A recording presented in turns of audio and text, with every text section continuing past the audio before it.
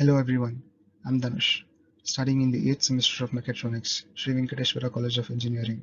I'm here today to present to you my internship presentation titled as Overview of BHEL, conducted in Bharat Heavy Electricals Limited over the span of 4 weeks under the guidance of Professor Suresh DB, Assistant Professor, Department of Mechatronics, and Ms. Ramajyoti Saikia, Deputy Manager, PEX Department, BHEL-SBD. The contents of this presentation include company profile, about the company, product profiles of BHEL-SBD, task performed, ceramic insulators, composite insulators, selective catalytic reduction systems, solar photovoltaic cells, Christmas tree valves. Coming to the company profile, Bharat Heavy Electricals Limited (BHEL) is a state-owned public sector enterprise playing a pivotal role in shaping the engineering and manufacturing capability in India across several sectors such as power generation and transmission, transportation, renewable energy, oil and gas, and defense and aerospace, with an annual revenue of around $4 billion. It was established on 13th November 1964 and thus far established strong linkages with other public sector enterprises as well as research institutes in India, and is also having technology tie-ups with leading OEMs in various sectors. BHEL has 16 manufacturing plants spanned across the country with over 34,000 employees. Talking about the company, BHEL-SBD was initially established as the Government Porcelain Factory (GPF) in 1932 by the Government of Mysore and was later renamed to Mysore Porcelain Division (MPL) in 1967, and later BHEL acquired MPL as a subsidiary. On 21st May 1980, MPL and BHEL amalgamated to form the new Electro-Porcelains Division of BHEL, wherein this plant primarily focused on producing porcelain or ceramic insulators for power generation and transmission. The product profiles of BHEL-SBD are as follows: hollow and station post ceramic insulators, composite hollow and solid insulators, solar PV modules, selective catalytic reductors or SCRs, and Christmas tree valves. The task performed during the internship process is a close study about the manufacturing processes about the products such as ceramic insulators, composite insulators, Christmas tree valves, and also the assembly process of solar panels from end to end. Process of design and development of products from raw materials to finished goods was also observed with close proximity, with a chance to experience the process of production and troubleshooting in case of an inconvenience firsthand. Insulators are parts of a transmission network that offer the proper isolation between line conductors and supports, stopping any leakage current from the conductors to the ground.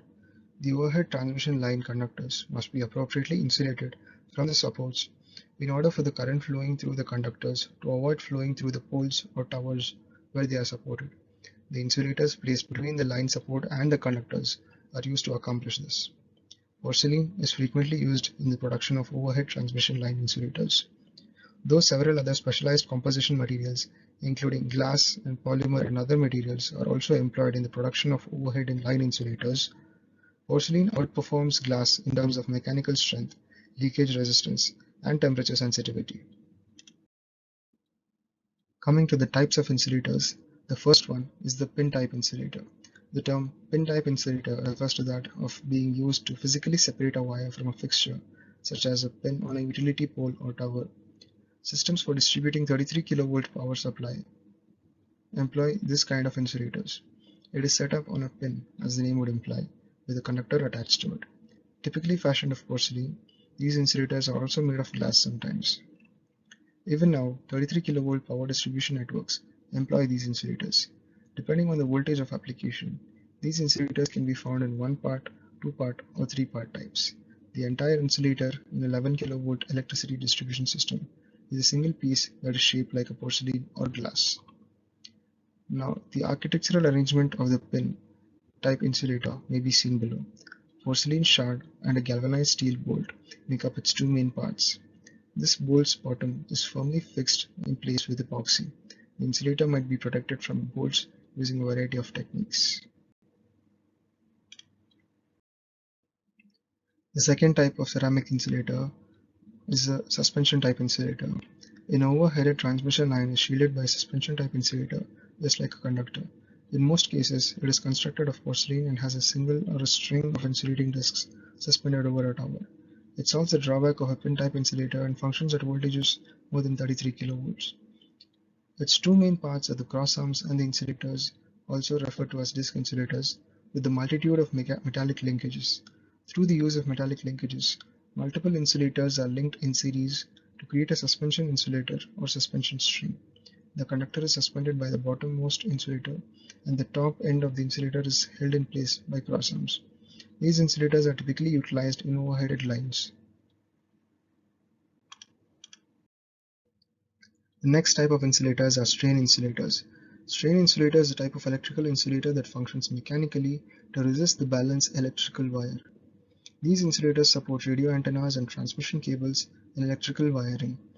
This insulator may be used to electrically isolate two wires by encasing in between them.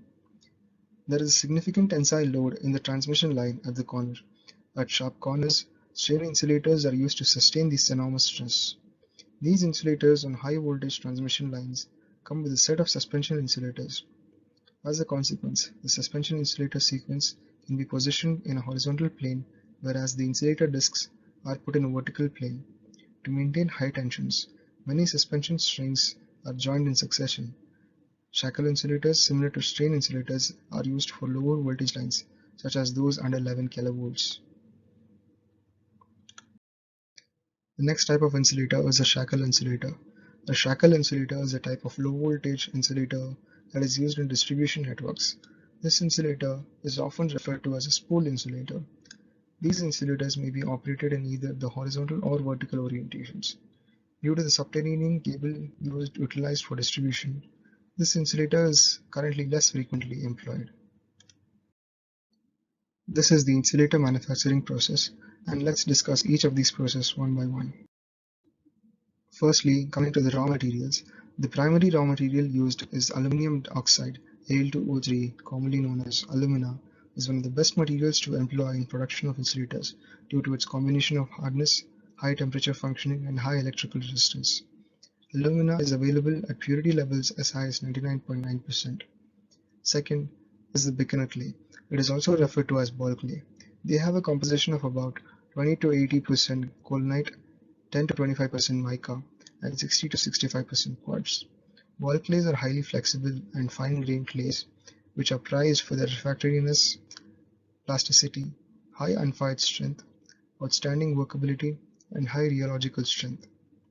Thirdly, the feldspar powder. More than half of Earth's core is made up of feldspar, which consists of elements such as calcium, potassium, or sodium. Feldspar is typically considered the second most important component of producing ceramic insulators, due to its ability to increase the ceramic body's strength, toughness, and durability. The next step is the ball milling process. Nanotubes are ground into very tiny particles using the ball milling process. Localized high pressure will be created in a closed container during the ball milling procedure as a result of the collision of tiny hard balls. Stainless steel, ceramic, and flint pebbles are often utilized for this process. Selected chemicals can be added to the container throughout the procedure to enhance the dispersion quality and add functional groups to the nanotube surface. The length of the milling process, rotating speed, ball size, and the ratio of balls to nanotubes are some of the variables that determine the quality of the dispersion. The particles may be ground down to a size of 100 nanometers under certain processing conditions. Aluminum balls, river pebbles, raw materials, and water make up the ball milling chamber. Ball milling is used to decrease particle size from 20 microns to 12 to 14 microns. Spherical edges are ground to crystalline edges. The ball milling process takes place in two cycles, or charges as they are commonly referred to. Different raw materials are loaded in different quantities in each charge to attain a particular mixture and a particular particle size.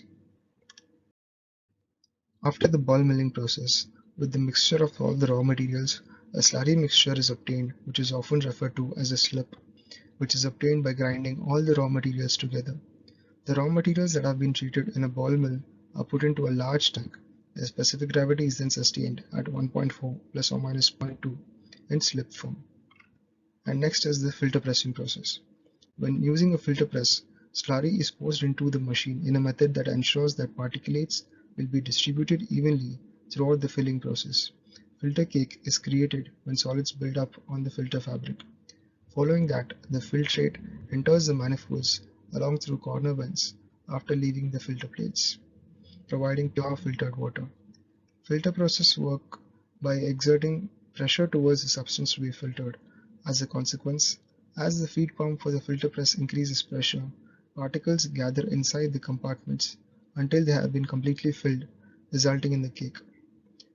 The cycle ends and the filter cakes are ready to be released once the chambers are filled. The next step is the pug milling process. The solid articles referred to as cakes obtained from the filter pressing process is then brought into the pug mill. In the pug milling process, the cakes are crushed and made into a noodle form to make sure of the homogeneity of the substance, and it is further pressed and made into cylindrical forms called blanks. These blanks are sent into blank drying chamber for the de-airing process, which is intended to remove the majority of the leftover moisture content in the blanks. The amount of moisture is brought down to almost less than 1 gram per meter cube. The blank drying chamber not only removes moisture present in the blanks, but also provides the necessary hardness for the blanks to endure the upcoming processes, such as shaping the blanks into shapes of the insulators. The next step is the turning or shaping process. The dried blanks are brought into the turning section. In here, the blanks are mounted onto vertical lathes. A particular template is provided to the shaping section, which is designed by an engineer as per the requirements of the customer. Even though the blanks are hardened in the drying chamber, they are still prone to breaking or obtaining cracks, since they are not yet been glazed.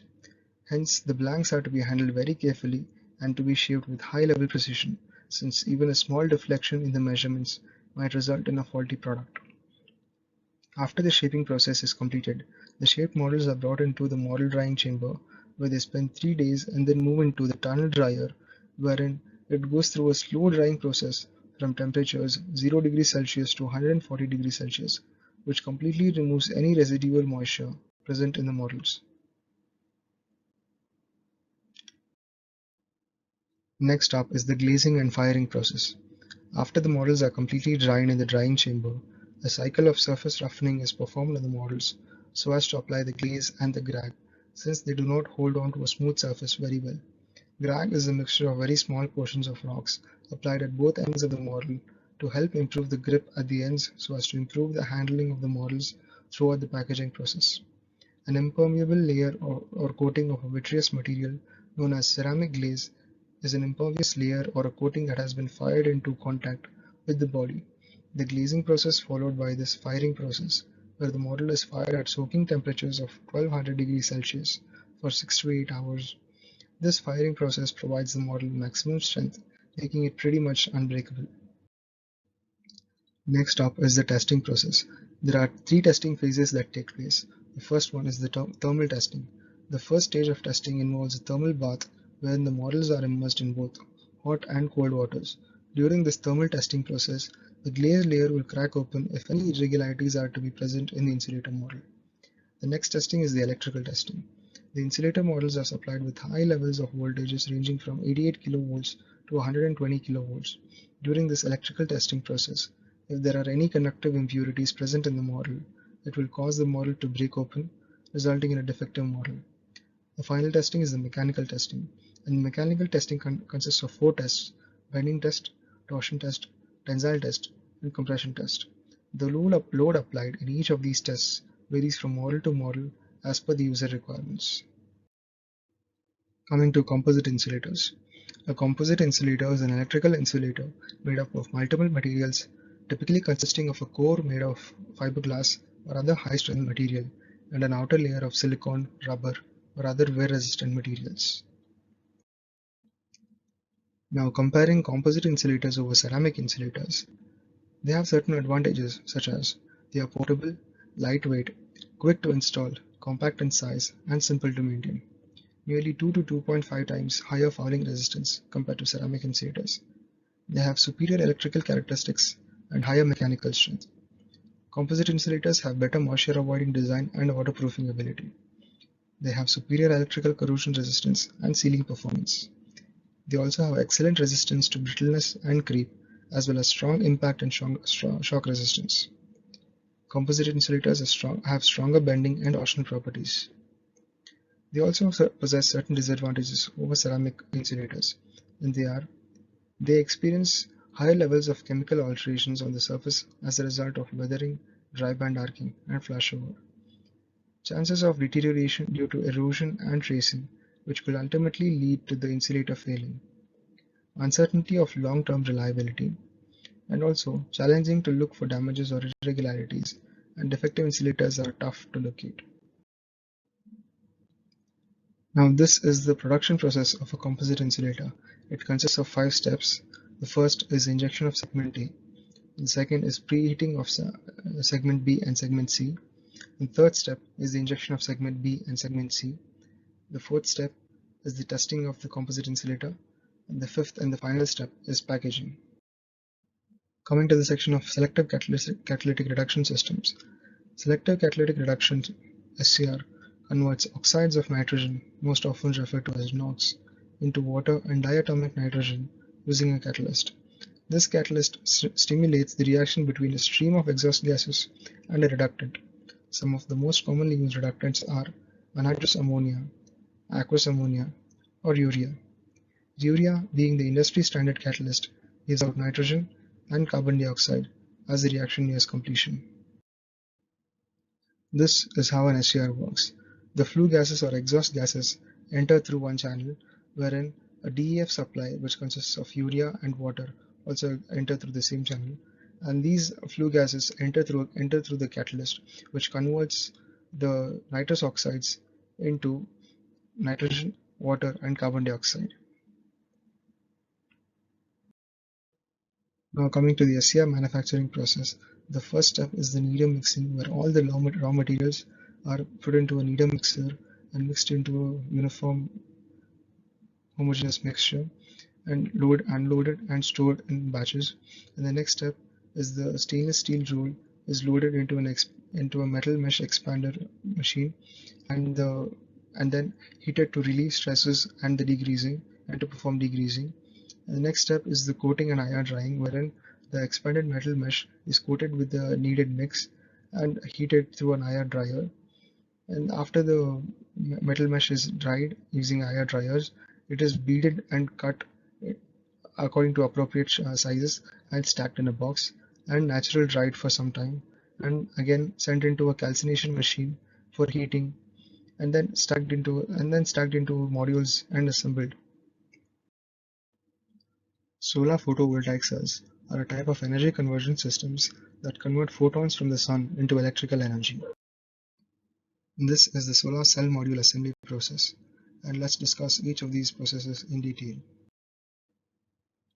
The first step is the front tabbing, wherein it involves stacking of cell plates linearly in the lining of solar panels.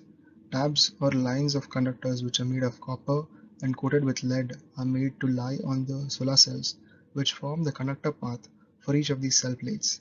These tabs further help in the stringing process in the next step. The next step is the stringing process, where each solar cell is interconnected in a serial manner using the tabs which were laid up in the previous step. Stringing is done using the stringing ribbon, which is made of the same material as the front tabs. The stringing is done in such a way that the string connected to the lower part of one cell is connected to the upper part of the concurrent cell, and so on. The next step is the layup and inspection process. The layup process includes the stacking of the required layers of materials such as the EVA, the arc glass, and the backsheet.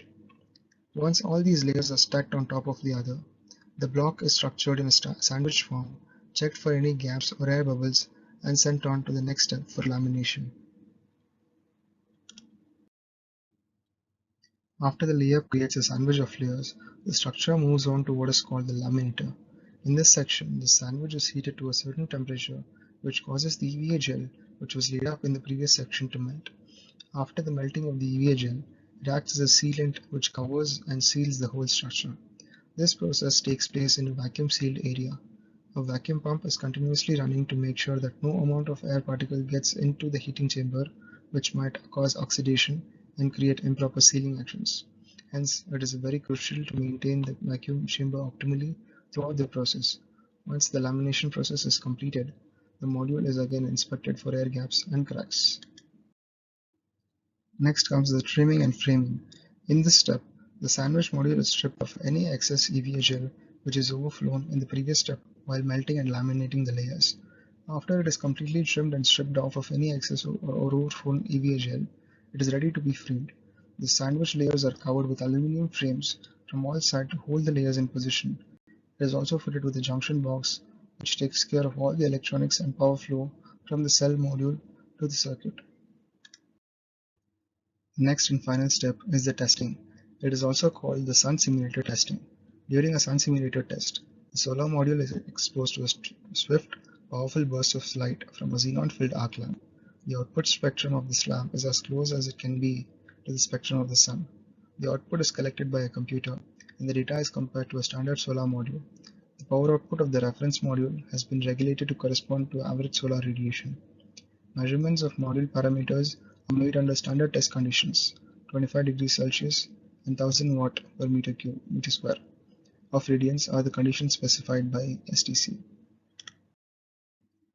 Coming to the Christmas tree valves, it is an assembly of multi-valve structure composed of valves, spools, and fittings being used to control the flow of oil from wells during extraction of petroleum and natural gas.